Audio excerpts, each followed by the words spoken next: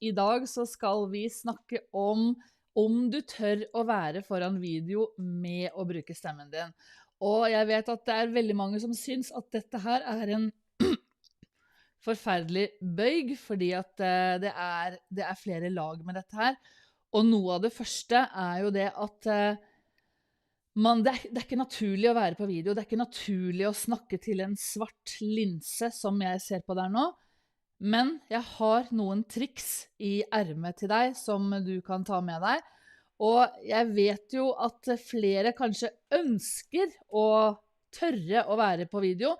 Jeg tror egentlig ikke, altså det å være på video jo en av tingene her, ikke sant? Være på video generelt. Jeg tror nemlig ikke at du nødvendigvis bare redd for å bruke stemmen din. Jeg tror det noe mer som stikker bak der kanskje.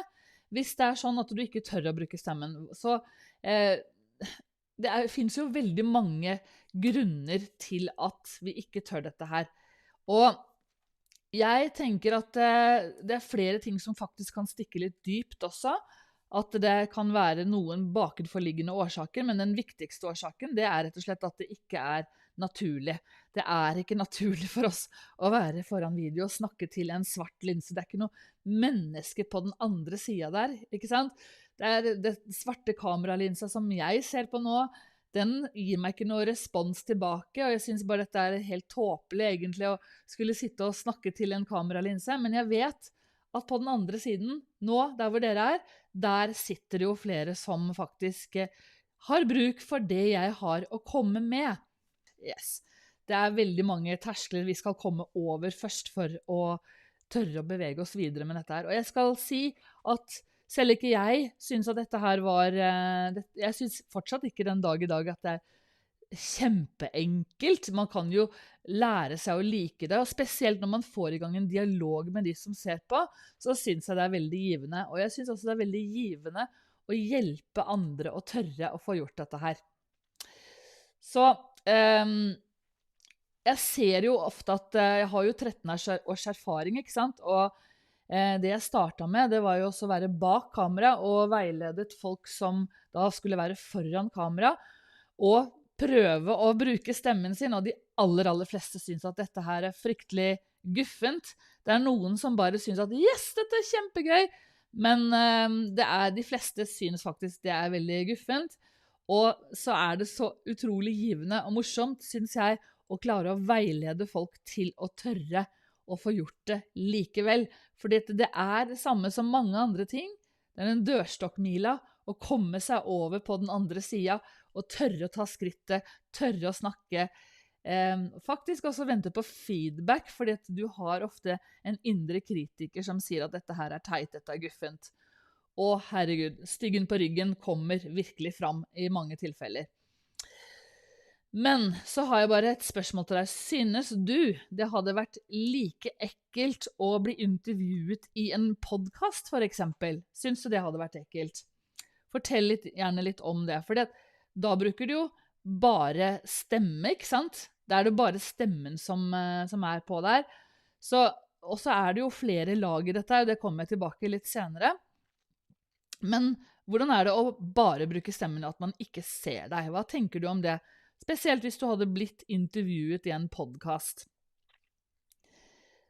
Så jeg tenker at det flere må tenke litt over dette her, og så se hva som egentlig stikker bak. Jeg tenker at hvis svaret ditt nei, så det altså ikke bare å bruke stemme som skummelt. Det kombinasjonen da, video og lyd, at man både ser deg og hører deg? Jeg vil veldig gjerne at du skal tenke over dette her, for jeg skal ikke alltid komme med svaret til deg. Jeg tenker at du skal tenke litt over selv hva det som egentlig stikker bak dette her, sånn at du blir litt bedre kjent med deg selv, og hva som greia med dette her egentlig. Og hvis du tenker at det video og lyd, for da både ser man, og så hører man deg, ikke sant? Og en ting jeg også kan si om stemmen, det at hvis du ikke har vært så mye på video før, eller vært så mye på podcast før, så er det sånn at du har en stemme som du hører selv inne i ditt hode, og den hører du på din egen måte, ikke sant?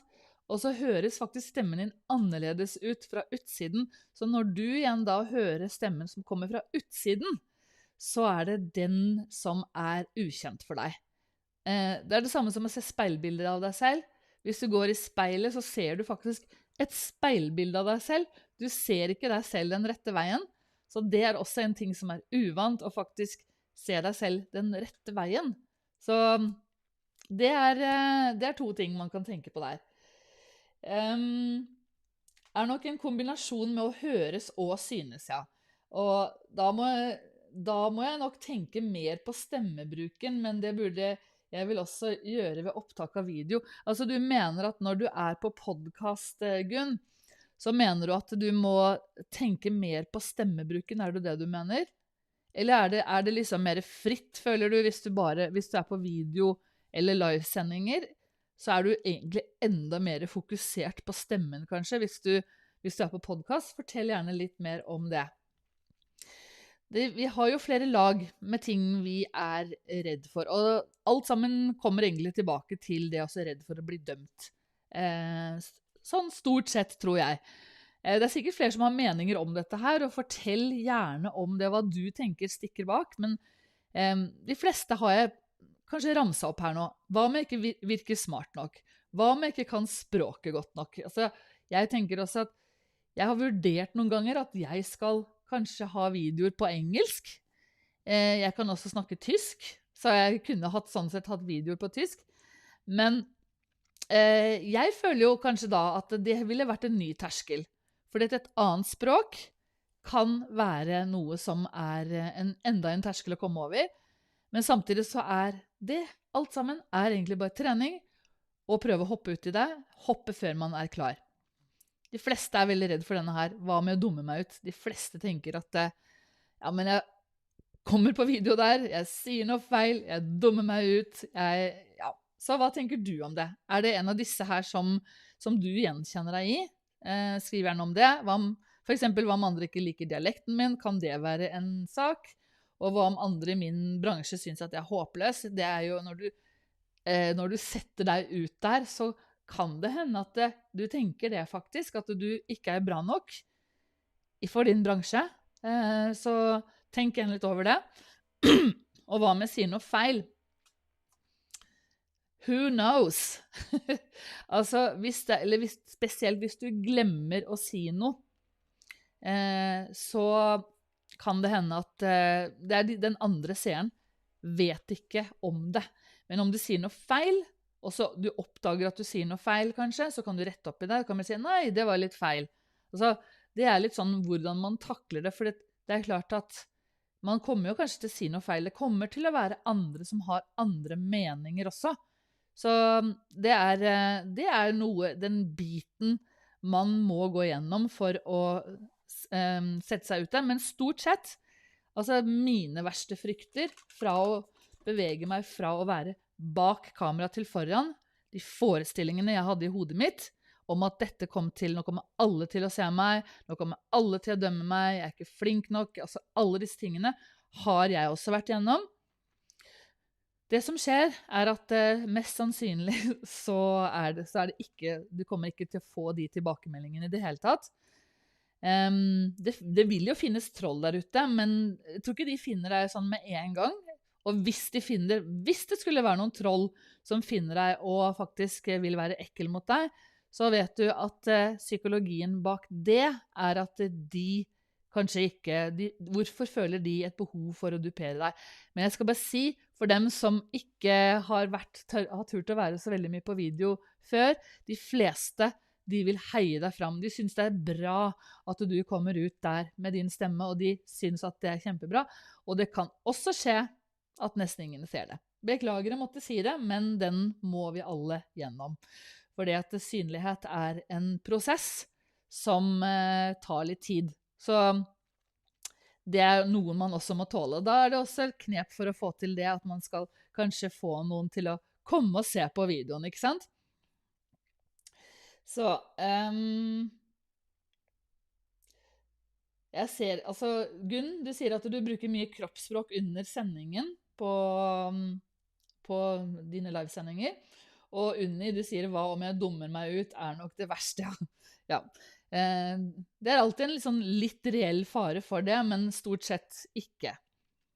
Så jeg tenker at det er 4 lag for å stikke seg fram. De fleste liker å starte med skriving og bilder.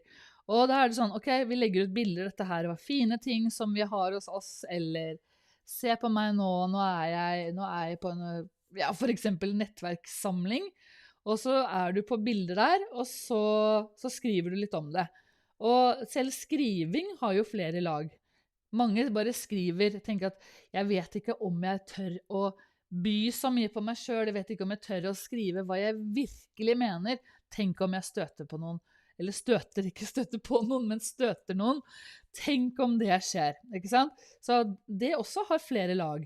Men det er lett, veldig mange tror jeg synes at det letteste er å begynne med skriving og bilder. Hva tenker du om det? Neste lag er skriving, bilder og være video, eller gjest i video eller podcast kanskje. Det er sikkert flere lag enn dette her også, så hvis du har noe innspill og kommer med 4 lag faktisk, så hvis du selv har noe innspill til dette her, så kom gjerne med dem. Det er også en fin trening på å si hva du mener. Jeg oppfordrer deg faktisk til å gjøre det. Hvis du er helt uenig med meg, så kan du gjerne si det også, fordi at jeg synes det er bare fint å få fram flere meninger. Skriving, bilder og være gjest i video eller podcast er også et lag for å stikke seg fram. Tredje laget er skriving, bilder, være gjest i podcast og lage video uten lyd eller podcast. Noen velger jo gjerne det ene eller det andre, ikke sant? Noen er kanskje på Instagram og filmer litt og viser produkter eller tjenester, eller sitter og har sånne type stille videoer med tekst over, og kanskje musikk. Det virker litt tryggere kanskje. Så hvor er du hen? Hva tenker du om de formene for video? Også dere som er her nå, dere er jo på flere, Gunn og Unni er jo live, så dere er helt greie med dette her.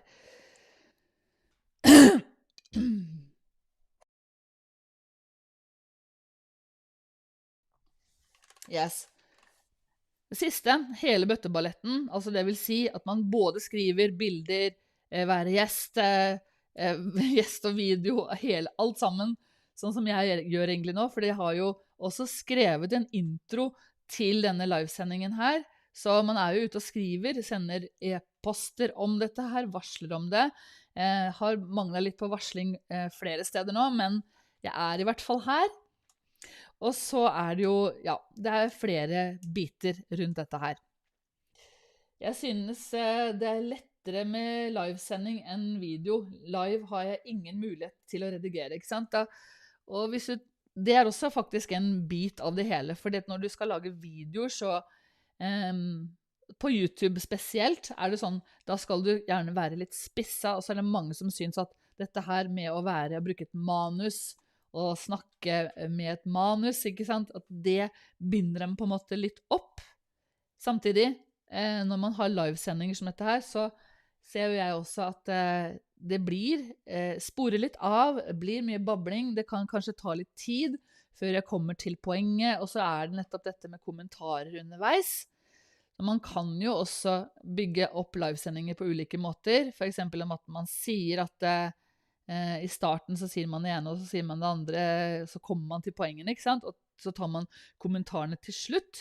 Men for meg så er i hvert fall livesending dialog, sånn at jeg også ser hva de som ser på skriver, og det er mer sånn toveis dialog. Og det synes jeg er veldig fint.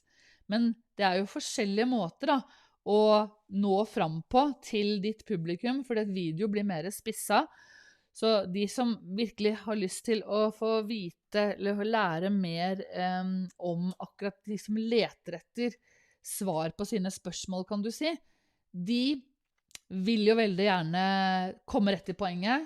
De vil gjerne, da er det også andre kriterier, at videoen din må fenge i starten, og så er det diverse sånn oppbygning av en sånn type video. Så det blir jo da med manus, og da kan man si at jeg vil heller ha livesending enn å bygge opp en video med manus. Men en fordel med å bygge opp en video med et manus er at da har du tid på deg. Du kan ta sekvenser, du kan klippe, du kan sette det sammen etterpå. Ja, det er mer jobb, men det får kanskje mer langtidsvirkning. Så alt sammen kommer an på hva målet ditt er med å lage video. Og da kommer jeg til dette her. Så hvorfor er det lurt å tørre å snakke på video? Tenk litt over det mens jeg ser på kommentarene her.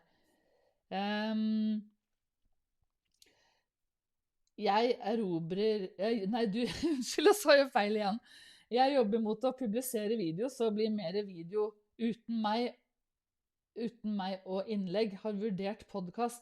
Nå fikk jeg ikke helt med hva du mente der, samtale og terapi. Marita heter det, ja. Jeg jobber mot å publisere video, så blir mer video uten meg og innlegg. Har du da tenkt at du bare skal lage videoer hvor du viser forskjellige ting, eller og ikke deg selv? Eller hva tenker du på det, Marita? Ja, Anita Frostrud sier at man treffer på en annen måte, og Unni sier at de blir mer kjent med meg. Altså, hva svarer dere på nå? Altså, tenker dere på hvorfor det er lurt å tørre å snakke på video? Er det det dere tenker på nå?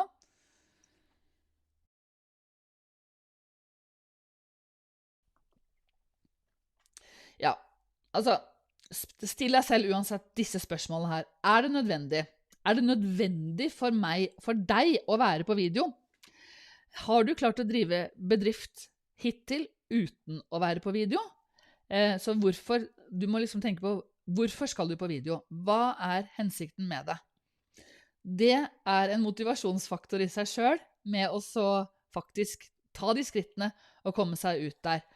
Hvis det ikke er nødvendig, fordi du driver en bedrift som kanskje alle kjenner til, og det går fra Jungeltelegrafen går, flere vet at der er de flinke og sånne ting, og man kanskje klarer seg med avisannonser eller andre ting, på andre måter, flyers for eksempel, så er det helt greit. Du trenger ikke mer business, da trenger du kanskje ikke video. Sant? Men hvis det ikke er nødvendig, er det uansett lurt å tørre det. Og i så fall, hvorfor er det lurt? Jeg vil bare ha denne sliden her oppe, sånn at du skal tenke litt gjennom dette her. Så hvis du hadde turt, og hvor langt kunne du nådd for å komme til det du drømmer om, ville video vært en vei for deg å faktisk nå det du ønsker om? At du ønsker å bygge bedriften din, det du tror kanskje at du ville vært mer synlig med å være på video, så bør du absolutt ta det steget, ikke sant, videre for å faktisk sette i gang. Og hva mer kunne du ha fått ut av bedriften eller din personlige utvikling hvis du hadde turt? Jeg synes også det faktisk er personlig utvikling, fordi at jeg var, som sagt, redd for å være foran kamera, jeg sto bak, så tenkte jeg at ja, men hvis jeg blir kanskje mer troverdig for de som jeg prøver å hjelpe, hvis jeg selv også er foran video og snakker og tar den bøygen det er. Og Gud og meg, det har virkelig vært en skikkelig personlig utvikling å bare ta de stegene. Og jeg er veldig glad for at jeg har gjort det, fordi at det har gjort at jeg generelt blir mer modig. Så jeg synes egentlig det har vært en veldig bra terapi. Marita mente at målet mitt i år er å lage videoer av meg med lyd. Frem til nå har det blitt bare innlegg og videoer uten meg, ikke sant? Yes! Prøv! Sett i gang, og prøv å være foran video, fordi at det vil få mer effekt. Folk blir mer kjent med deg. Det er det jeg har å si til deg. Anita, for å bli mer synlig om du hadde turt. Vet du hva? Det å tørre, det er som alle andre ting, nye ting du skal begynne med, sånn stort sett. Det er å faktisk bestemme deg for det, nummer 1. Og hvis motivasjonen stor nok, hvis du vet at du har noe å tilby som andre der ute trenger, så det det som motivasjonsfaktoren din. Også at man glemmer seg selv litt, for et triks faktisk for å være foran video å gjøre noe mens man snakker. Fordi hvis du setter opp et kamera, si det, ikke sant? Og du unna og skal gjøre noe, om du for eksempel, om du driver med meditasjon og gjør noe, og så skal lære publikum på den måten der å meditere, eller for eksempel om du en som driver og pusser opp steder og får det fint, så snakk mens du gjør, fordi at da blir du mer opptatt av det du gjør, og den hjelpen du kan tilby til andre enn deg selv. Og jeg vet jo at det lett å glemme hvordan det var i starten, sånn som jeg har vært. Jeg husker at jeg hadde fryktelig angst for å være foran kamera, fordi at jeg var ikke flink å huske tekst, og jeg glemte hva jeg skulle si, og så begynte jeg å kjefte på meg selv. Så det når man begynner å ta det steget ut der, så må man være snill mot seg selv. Det første bud. Vær snill mot deg selv, og så tenk at du kunne ikke, sånn som alle andre nye ting, nordmenn ikke født med ski på beina. Altså man kan lære det tidlig som barn, og barn har jo mer den fleksibiliteten at de vet at de streber jo for å komme seg fremover. De faller, de slår seg, men de reiser seg igjen og prøver på nytt. Og det egentlig mye av det samme med video. Det å prøve, og kanskje du gjør litt feil da, men så reiser deg igjen. Du må liksom bare venne deg til at dette her blir ikke perfekt med en gang. Sånn det bare. Jeg ikke en som driver og presenterer foran TV. De har jo også gått en vei. Du kan ikke regne med at du vil være superflink med en gang. Sant? Så jeg håper jeg får liksom hamret det gjennom at du må gi deg selv slack til å faktisk tørre. Og du kan begynne med å bare filme deg selv med mobiltelefonen, ikke sant? Begynn å filme deg selv, og om du vil da bare lagre dette til kamerarull, og så ikke se på deg selv med det fryktelig kritiske blikket som man ofte gjør. Altså, å herregud, så dum jeg ser ut, eller å herregud, det sånn stemmen min høres ut?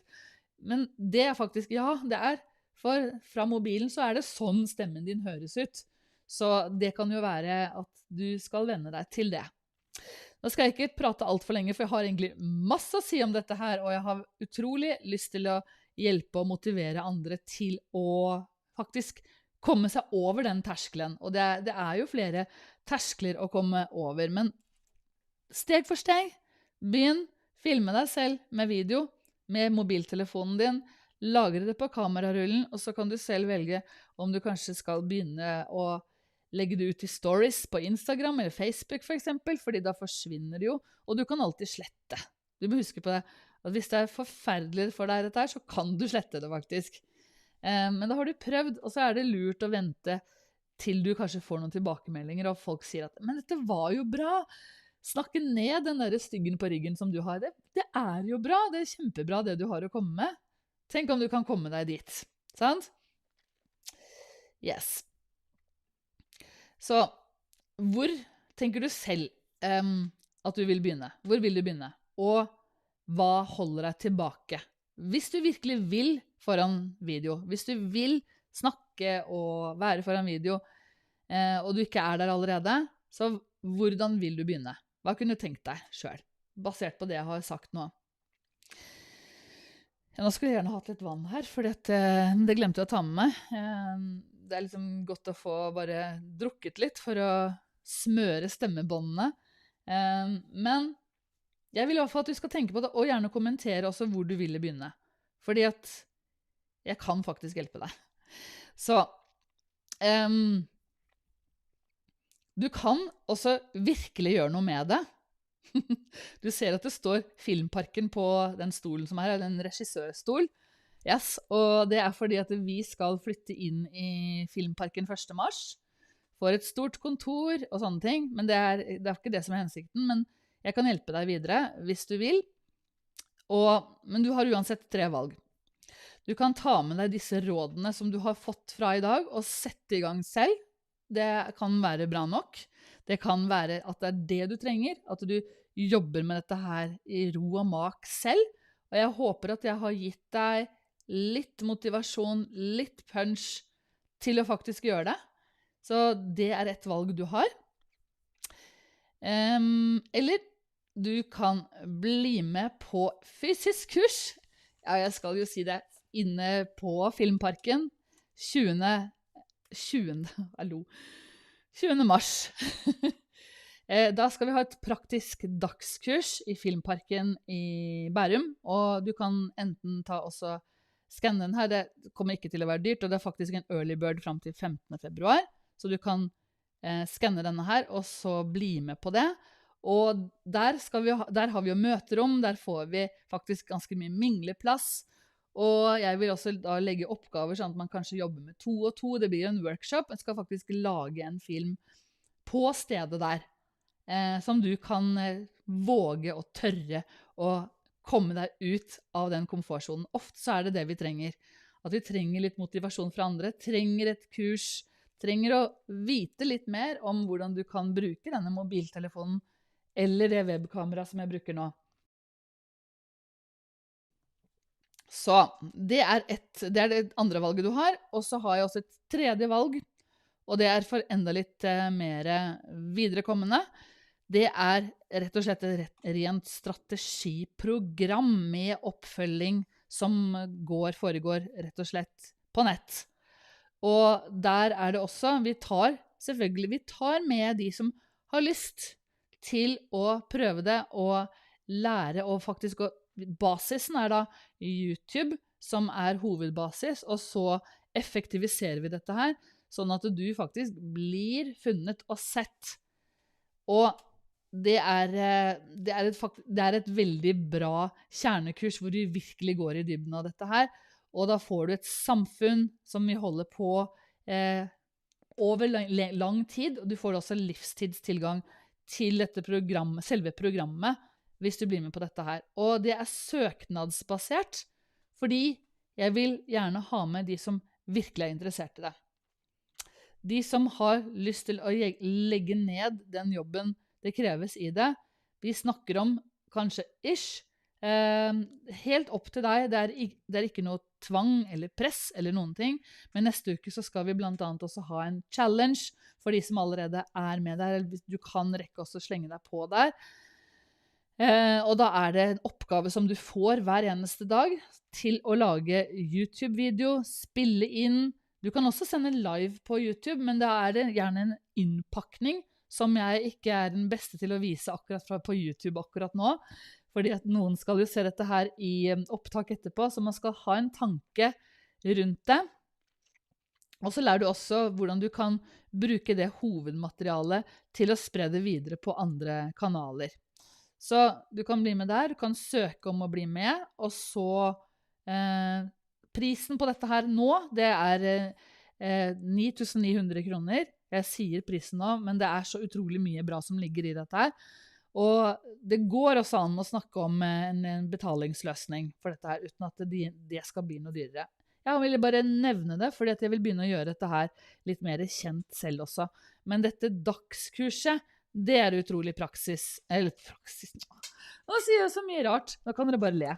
Ja, det er så mye mer praktisk.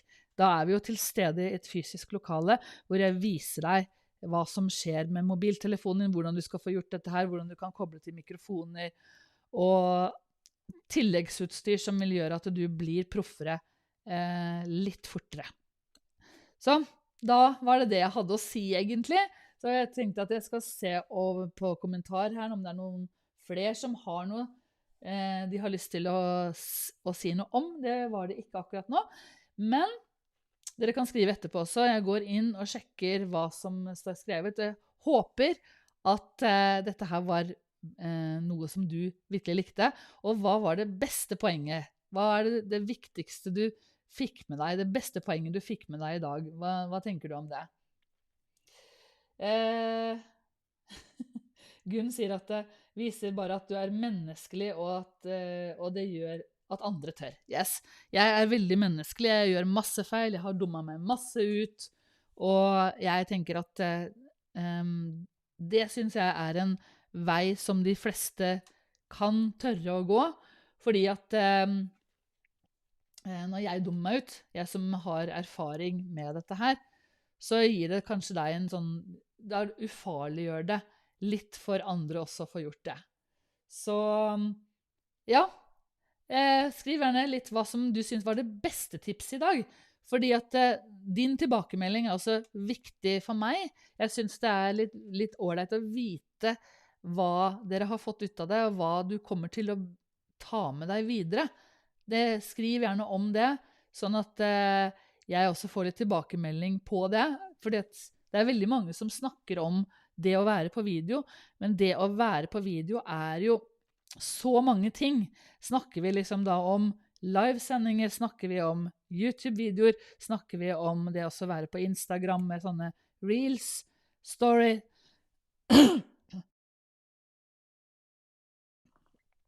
Hva tenker du? Altså, så hva var det beste tipset du fikk med deg i dag for at du skal faktisk tørre å være på video?